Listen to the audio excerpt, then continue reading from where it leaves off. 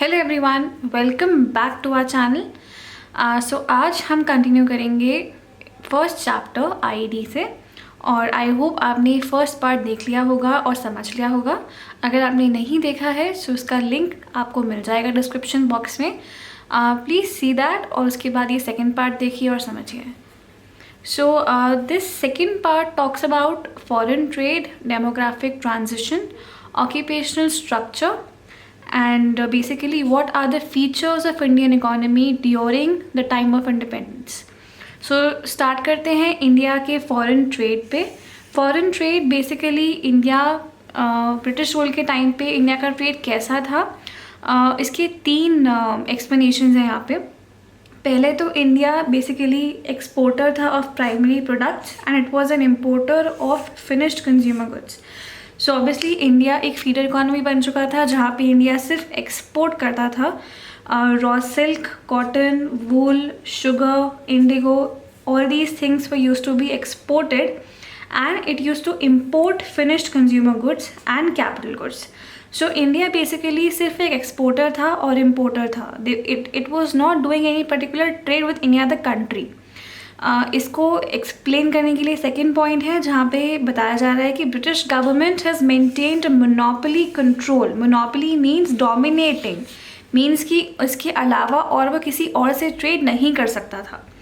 उसने वहाँ पे उसको कंट्रोल कर लिया और इंडिया का एक्सपोर्ट और import was restricted to Britain. So 50% of India's foreign trade was restricted to Britain and only a part of it was allowed with China, Sri Lanka and Iran. So हमारा जो trade था बहुत ही restrict हो गया था, बहुत ज़्यादा कम हो गया था as compared to the previous times जब ब्रिटिश रूल नहीं था। एंड दिस शोज़ कि हमारी जो इकोनॉमी थी बहुत ज़्यादा स्टैगनेंट हो गई थी, ट्रेड के मामले में बहुत बैकवर्ड हो गई थी। Next thing is that Suez canal की ओपनिंग की वजह से एग्जैक्टली क्या हुआ, सुएज कैनाल एक ऐसा वाटरवे था जिसकी वजह से ट्रांसपोर्टेशन की कॉस्ट जो है वो कम हो गई। एज इन सुएज कैनाल के बनने की वजह से ये बना 1869 में, जो ट्रांसपोर्टेशन की कॉस्ट है वो बिल्कुल ही कम हो गई बिटवीन इंडिया एंड ब्रिटेन। हम आपको अभी एक मैप दिखाने वाले हैं जिससे आपको एक्सप्लेनेशन और भी क्लियर हो जाएगी इस पर्टिकुलर टॉपिक की। सो बिफोर सुएज कैनाल जो भी ट्रांसपोर्टेशन होता था वो जाता था इंडिया से ब्रिटेन, ये रूट फॉलो करके। सो that means the particular ship या जो भी ट्रांसपोर्टेशन का मोड है वो होता था यहाँ से लेके अफ्रीका से होते हुए यूरोप में। But after the building of the Suez canal, ये सुएज कैनाल यहाँ बिल्ड हो गया, इसकी वजह से जो हमारा जो ट्रांसपोर्टेशन है वो जाने लगा यहाँ मुंबई इस पर्टिकुलर पोर्ट से डायरेक्ट यूरोप। सो ऑब्वियसली जो ट्रांसपोर्टेशन का कॉस्ट था और जो टाइम था वो बहुत ही कम हो गया एंड बिकॉज ऑफ दैट जो ट्रेड है वो और भी इंक्रीज़ हो गया और जो मोनोपोली कंट्रोल है वो बहुत ज़्यादा बढ़ गया। सो ऑब्वियसली ये तीन रीजंस हैं जिनकी वजह से जो मोनोपोली कंट्रोल है ये बढ़ता गया। And last reason is that because of the drain of Indian wealth, हमारी जो फॉरेन ट्रेड है वो बिल्कुल ही स्टैगनेंट हो गई। अब ड्रेन का मतलब क्या होता है कि बिल्कुल ही निचोड़ लेना, बिल्कुल ही ख़त्म कर देना हमारी वेल्थ को। कैसे? हमारा एक्सपोर्ट्स शुरू से इम्पोर्ट से ज़्यादा था, क्योंकि जो हमारे जो भी हम बाहर भेज रहे थे, हम जो भी गुड्स बाहर भेज रहे थे like raw silk, cotton, wool, sugar, Indigo, ये सब हमारे जो एक्सपोर्ट्स थे उनकी क्वांटिटी ज़्यादा थी इम्पोर्ट से। सो हमारे पास एक बहुत अच्छा एक्सपोर्ट सरप्लस हुआ करता था। अब ये export surplus was not used for our economy, इसको हमारी इकोनॉमी के लिए यूज़ नहीं किया गया, इसको हमारे बेटरमेंट के लिए यूज़ नहीं किया गया, इसको यूज़ किया गया ब्रिटिश गवर्नमेंट की एक्सपेंसेस के लिए, उनके एडमिनिस्ट्रेशन के लिए और उनके जो एक्सपेंसेस होते थे वॉर के लिए उस पे यूज़ किया गया। सो जो हमारी वेल्थ थी वो कहाँ यूज़ हुई? ब्रिटेन की बेटरमेंट के लिए, ब्रिटेन की वेलबींग के लिए, ब्रिटेन के एक्सपेंसेस के लिए और उनकी वॉर पे जो एक्सपेंसेस होते हैं उसके लिए। So these are the three reasons because of which हमारी जो फॉरेन ट्रेड है वो बहुत ज़्यादा स्टैगनेंट थी और हमारी जो इकोनॉमी है वो बैकवर्ड थी।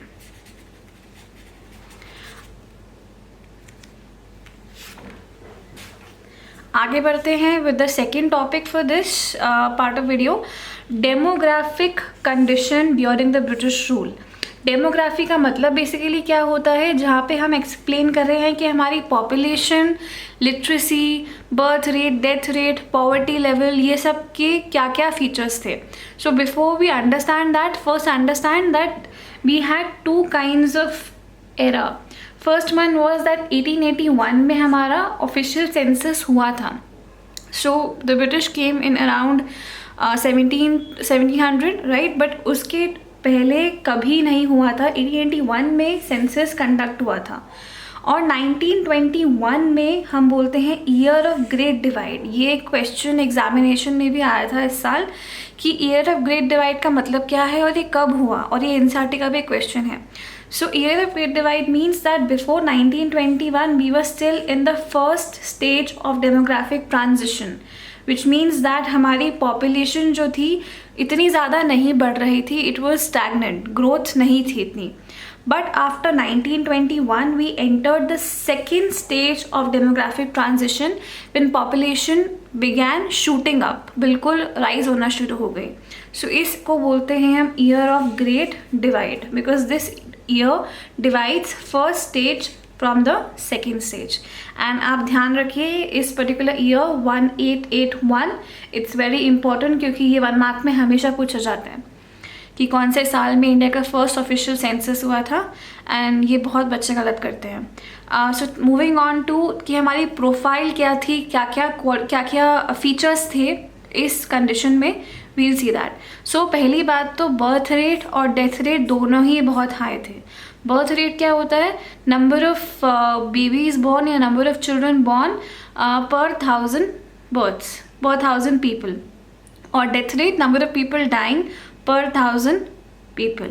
So birth rate was 48 per 1000 and death rate was 40 per 1000. So दोनों ही birth और death rate high थे उस टाइम में। सेकेंड थिंग, जो लिटरेसी रेट है वो बहुत ही लो था, extremely low literacy rate. Literacy rate basically होता क्या है, it is that rate which tells us कि हमारी कंट्री में या किसी भी इकोनॉमी में what is the percentage which can read and right. So the percentage of people who can read and write in the age group of 7 years, that is literacy rate. Literacy rate जो उस time पे overall country में था वो सिर्फ 16% था, यानी कि इतनी पॉपुलेशन में सिर्फ 16% लोग थे जो लिख सकते थे और पढ़ सकते थे। एंड फीमेल रेट जो था वो तो और भी लो था, that was only 7%। Moving on to the health facilities, public sector कुछ नहीं था इस टाइम में। सो हेल्थ फैसिलिटीज़ बहुत ही ख़राब थी, which led to wide spread water and airborne diseases, जिसकी वजह से डेथ रेट बहुत ज़्यादा हाई था। हाई इन्फेंट मोर्टालिटी रेट, अब ये क्या होता है, it is basically that rate which tells us the number of infants. अब यहाँ पे बच्चे का नंबर ऑफ चिल्ड्रन नहीं, आपको रखना इन्फेंट्स, क्योंकि कोई भी बच्चा जब लेस देन 1 ईयर की एज में होता है उसको हम इन्फेंट ही बोलते हैं। So number of infants dying below the age of 1 year per 1000 live births, that is infant mortality rate, and that was also really high, 218 per 1000. Low life expectancy, उस टाइम पे सिर्फ एक्सपेक्टेंसी बेसिकली वो होती है जितना एक इंसान average life जी सकता है, वो होती है लाइफ एक्सपेक्टेंसी। उस टाइम में 44 ईयर्स थी, as compared to now it is I think 68 years. So obviously यहाँ पे बहुत बड़ा गैप था उस पर्टिकुलर टाइम में, and because of all these factors there was a wide spread poverty, गरीबी बहुत ज़्यादा हाई थी। Moving on to occupational structure, अब इसका मतलब क्या होता है इस टर्म का, ऑक्यूपेशन मीन्स आपकी लाइवलीहुड क्या है, आप क्या काम करते हो, right. So distribution of working population across different industries and sector is known as occupational structure. So that means कि क्या एग्जैक्टली कितनी पॉपुलेशन है जो डिफरेंट सेक्टर में काम कर रही है। सेक्टर्स हमारे पास 3 होते हैं, एक होता है हमारा प्राइमरी, एक होता है secondary, and last is your tertiary. So these 3 different sectors are there. So कितना working population is in primary, कितना इज इन सेकेंडरी एंड कितना is in tertiary, that shows us the occupational structure. Okay, so यहाँ पे दो चीज़ें note करने की हैं. First thing is that we know that there was a predominance of agriculture even after so many years also, and during that time also, during the time of independence also, agriculture was really predominant. सब लोग इसी में ही occupied थे, इसी में ही काम कर रहे थे. So it was predominant, and 75% of the working population was engaged in agriculture, which pointed out at the backwardness of Indian economy on the eve of independence. Because of this 75% people being employed, efficiency नहीं थी sector में, इस sector में growth नहीं थी, productivity नहीं थी, and hence हमारी जो इकोनॉमी थी वो बैकवर्ड होती जा रही थी, राइट. यही रीज़न था कि एग्रीकल्चरल सेक्टर भी स्टैग्नेंट था. हमने पहली वीडियो में ये समझा था. If you are not clear about this, please go and watch that video. Regional variation यहाँ पे क्या समझाता है कि बहुत सारे एरियाज़ थे साउथ, वेस्ट और ईस्ट रीजन्स में जहाँ पे वेरिएशन आनी शुरू हो गई थी. मीन्स जहाँ पे लोग जाने लग गए थे इंडस्ट्रियल सेक्टर में और सर्विस सेक्टर में. So Tamil Nadu, Andhra Pradesh, Kerala, Karnataka, West Bengal and Maharashtra, they witnessed a decline in the dependence of workforce on agricultural sector, and they started shifting to manufacturing and service sector. So obviously this shows the regional variation. And कुछ states ऐसे भी थे जहाँ पे agricultural sector में rise हो रहा था workforce का, which is Odisha, Rajasthan and Punjab. अब इसका रीज़न बेसिकली यही है कि ये जो एरियाज़ हैं they are much more fertile, they are much more populated, hence obviously जो लोग हैं they are thinking about going in this sector only. So moving ahead with infrastructure. Infrastructure का मतलब क्या होता है? इट इज़ बेसिकली दो social and economic devices which help any particular economy to grow and develop, right? So हमारे लिए यहाँ पे इंफ्रा का मतलब होगा roads, railways, air and water transport and communication. So let's see कि ब्रिटिश गवर्नमेंट ने क्या ट्राई किया इनको डेवलप करने का. So roads were built by the British government, but why were they built? They were not built for the Indian people कि उनको कुछ आसानी हो जाए ट्रैवल करने में. It was built primarily for mobilising the army within India. So they just wanted to mobilise their own army within India कि वो सब पे नज़र रख सकें कि क्या हो रहा है और क्या नहीं हो रहा है कंट्री में. Second, shifting raw materials from country side to nearest railway station और port so that they can be easily sent to Britain. And obviously ये बहुत ही इंपॉर्टेंट रीज़न है कि इन्होंने रोड्स बनवाई ताकि वो ईजिली रॉ मटीरियल्स सेंड कर दें जहाँ से रॉ मटीरियल्स अवेलेबल हैं, like country side, village area जहाँ पे रॉ मटीरियल्स बन रहे हैं वहाँ से वो सेंड करें नियरेस्ट रेलवे स्टेशन या पोर्ट ताकि ईजिली वो ब्रिटेन सेंड हो जाए जहाँ से फिनिश गुड्स वापस आ सकें. So that was the main aim, the reason behind which roads were built by the British government. Second, अगर हम बात करें रेलवेज़ की, railways came in the year 1850 in India. So this very important this date because 1 mark में पूछा जा सकता है कि इन which year railways was introduce in India. That was 1850. So construction of railways benefited Britishers more than the Indians. Obviously क्यों? क्योंकि उनके जो अपने जो मोटिव्स थे वो यहाँ सॉल्व हो रहे थे. पहली चीज़ तो they were able to enhance the agricultural commercialization. They were able to convince more farmers कि आप cash crops produce करो other than food crops ताकि वो easily send कर सकें अपनी कंट्री में. सेकेंड थिंग क्या थी कि they were able to effectively control and administer the Indian territory. Railways की मदद से they were easily able to travel to one place to another and they were able to effectively control our economy. And third चीज़, it help in trade and transportation. So दोनों ही roads railways में हमने देखा है कि the main aim of the government was not to give people some respite or give people some benefit. It was just to cater their own personal interest. Moving on to air and water transport, यहाँ पे क्या measures लिए गए थे? Measures लिए गए थे इनको डेवलप करने के लिए, बट जो मेजर्स थे वो बहुत ही कॉस्टली थे. मतलब कोई भी उसको यूज़ करना चाहता नहीं था and they were far from satisfactory. So obviously ये जो ट्रांसपोर्ट ऑफ वाटर का जो उन्होंने स्टार्ट किया था it was not that useful, so it didn't take any pace. Communication की बात करें अगर, तो यहाँ पे इलेक्ट्रिक टेलीग्राफ यूज़ हुआ था and it serve the purpose of maintaining law and order. So this was a successful move for the government here, but again it didn't help us in any particular way. And lastly postal services जो थी दे remained इनएडिक्वेट, उस time पर develop नहीं हो पाई थी.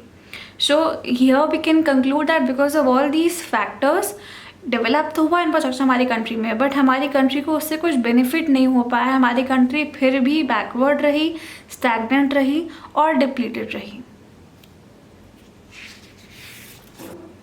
सो moving on to the positive contributions. Positive contributions क्या थे हमारी इकोनॉमी में ब्रिटिश रूल के?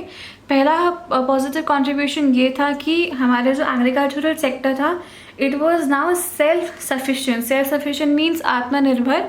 इट वॉज नाउ आत्मनिर्भर इन फूड ग्रेन प्रोडक्शन. उनको कैश क्रॉप्स के लिए बाहर हाथ नहीं फैलाना पड़ता था. अपनी इकोनॉमी में they were able to produce this particular cash crop. क्यों? क्योंकि agricultural sector was commercialised because of the British rule. So एक कॉन्ट्रीब्यूशन पॉजिटिव यहाँ पे यही था कि हमारी जो एग्रीकल्चरल सेक्टर थी was now self sufficient in food grain production. Second, better means of transportation help people in going from one place to another, connecting people more easily. Third, check on famines. Famines basically उस time पे बहुत ज़्यादा prevalent और wide spread थे, and because of विच जब roads और Railways नहीं थे तो जो भी सप्लाईज जाने होते थे किसी एरिया में वो नहीं जा पाते थे. बट रोड्स रेलवेज़ के आने के बाद जो फैमिन्स है उस पर चेक होने लग गया और ईजी ट्रांसपोर्टेशन की वजह से जो सप्लाईज थे और लोगों को जो हेल्प जानी थी वो जा पाती थी. Efficient system of administration, obviously after they left the country हमारी कंट्री में जो एडमिनिस्ट्रेशन का सिस्टम था और जो सिस्टम था जहाँ पे लॉ एंड ऑर्डर गवर्न करना था वो बेटर हो गया. Moving on, railways and roadways का जो स्प्रेड था it open up new opportunities of employment because people were now able to transport easily. वो ईजिली जा पाते थे एक जगह से दूसरी जगह पे, तो it actually help them in getting employment, in getting jobs. Okay, और रेलवेज रोडवेज़ की वजह से एक ये भी था कि वहाँ पे भी वैकेंसीज होती थी रेलवेज़ में, तो वहाँ भी लोग अपने आप को एम्प्लॉय कर सकते थे. And lastly, before the British rule we had barter system of exchange where money was not that prevalent, but after the British rule we shifted to money system of exchange where money was the only medium of exchange. So if I talk about the conclusion of this particular chapter, तो conclusion यही है कि हमारी जो economy थी बहुत ही under developed थी. And अगर मुझे बताना हो क्यों, क्योंकि इसके 6 रीजन्स थे. 6 रीजन्स क्या है? हमारी जो पर कैपिटा इनकम थी बहुत ही लो थी, राइट. जो हमारी जो एवरेज इनकम थी पर person per year that was really very low, that is the per capita income. हमारा जो एग्रीकल्चर सेक्टर था वो इंक्रीजिंगली एम्प्लॉयड था, मतलब वहाँ पे जो वर्कफोर्स थी बहुत ज़्यादा हेविली डेंस थी, because of which agricultural sector बहुत ज़्यादा स्टैगनेंट हो गया.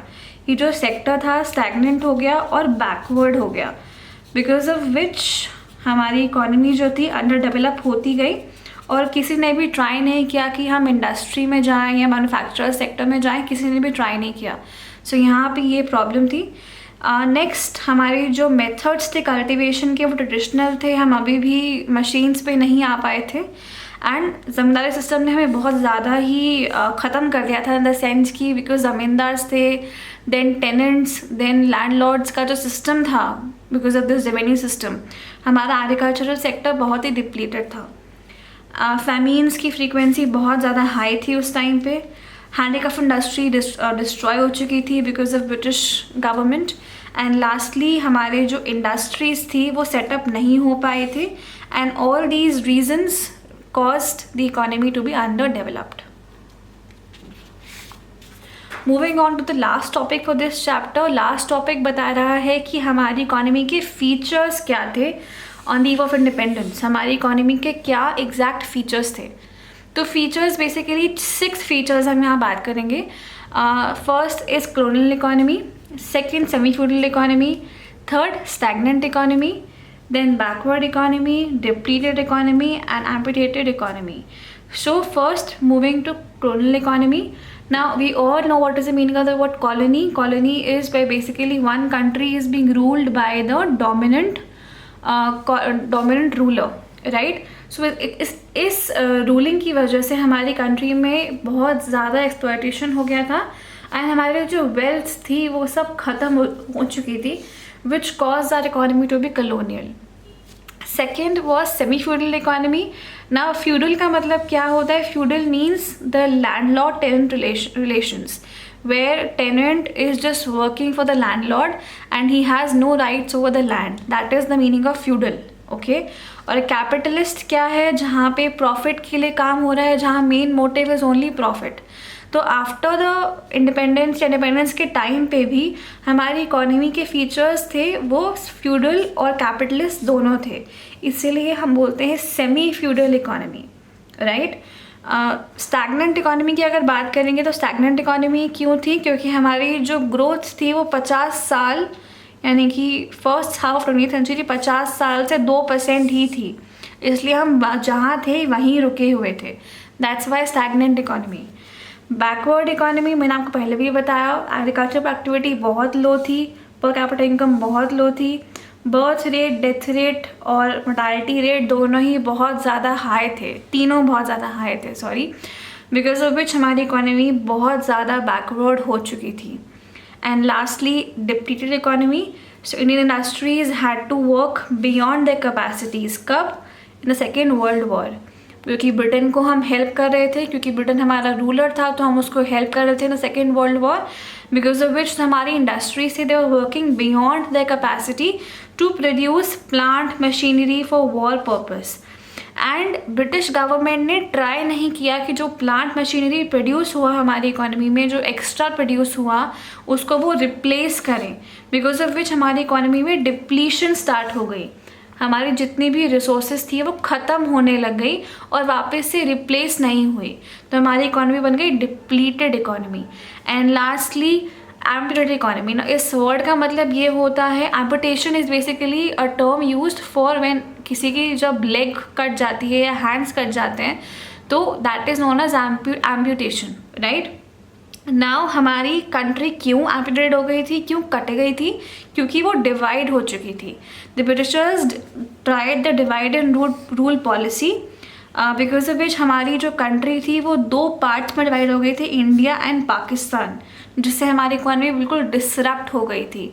हमारा ट्रेड, एग्रीकल्चर सब कुछ ख़त्म हो चुका था उस टाइम पे.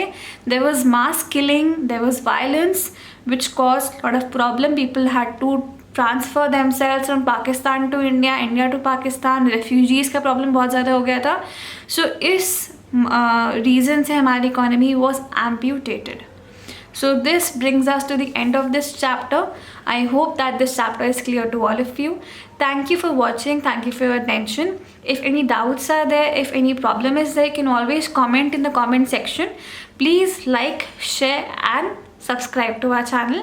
And we'll be uploading the video for this next chapter in IED really very soon. So please stay tuned. And please follow us on Instagram as well. It is Adamico Official. The link is also there in the description box, as well as being shown on the video as well. So thank you for your time.